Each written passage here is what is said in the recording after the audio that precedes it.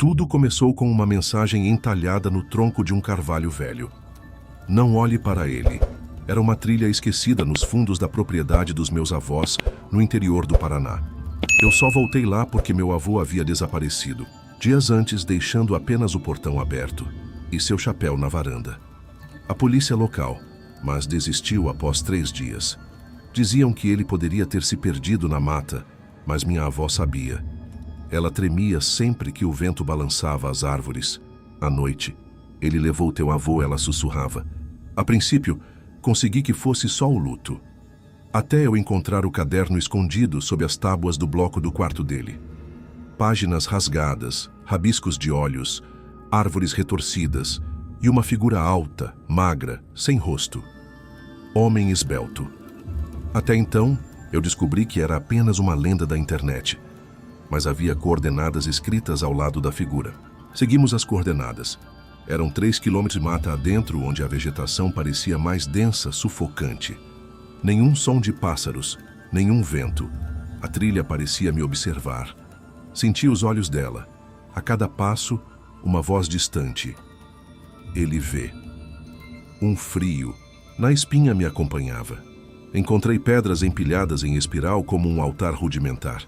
E no centro, um bilhete molhado pelo orvalho. Ele só aparece para quem já está marcado. Minhas mãos tremiam. Eu estava sendo assistido e, por um instante, consegui ter visto algo se mover entre as árvores. Uma sombra alta demais para ser humano.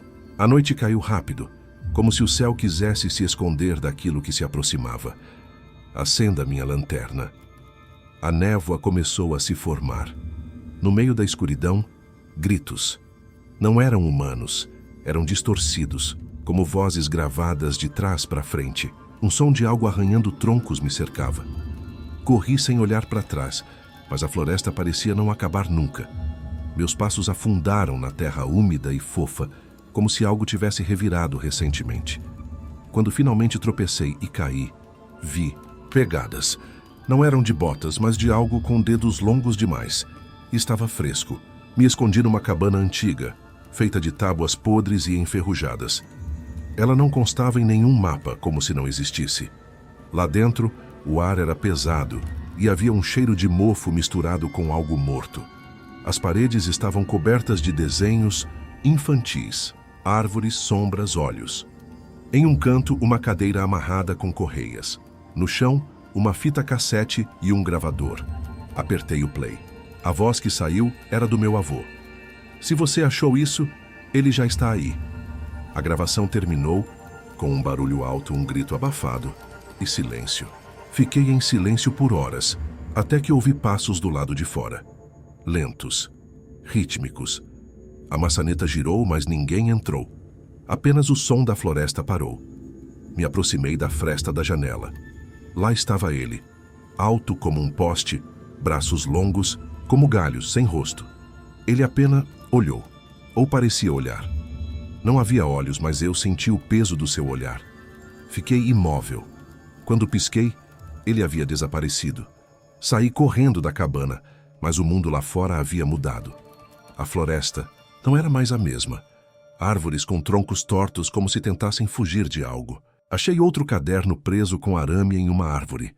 Era de uma garota chamada Lúcia. Ela também sonhava com um homem sem rosto. Ela também afetou as coordenadas.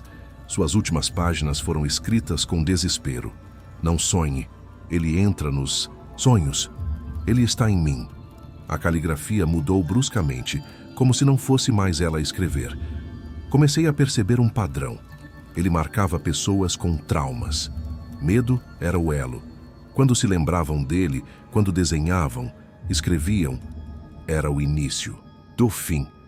Aquilo não era uma criatura, era um conceito, um vírus psíquico. Voltei à cidade com os diários. Procurei online e encontrei um fórum oculto com relatos semelhantes. Um grupo chamado Os Marcados trocava mensagens criptografadas sobre encontros com ele. Pessoas de todo o Brasil. Uma delas, chamada Espelho Negro, dizia que era possível atrasar a vinda dele se queimássemos os registros. Mas o Slenderman gostava de ser lembrado. Quanto mais falávamos, mais forte ele se tornava. As lendas alimentavam a entidade. Percebi que o vídeo que eu gravei na floresta já havia sido enviado. Sem eu postar, ele queria ser visto. Voltei.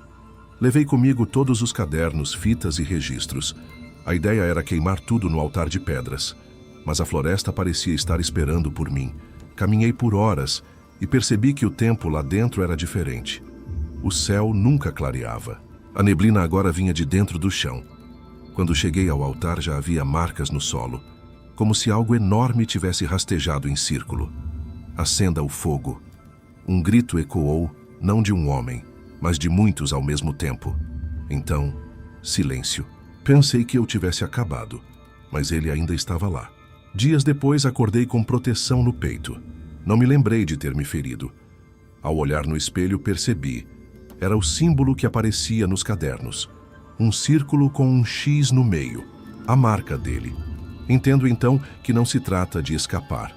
Trate-se de sobreviver tempo suficiente para alertar os próximos. Desde então as coisas mudaram.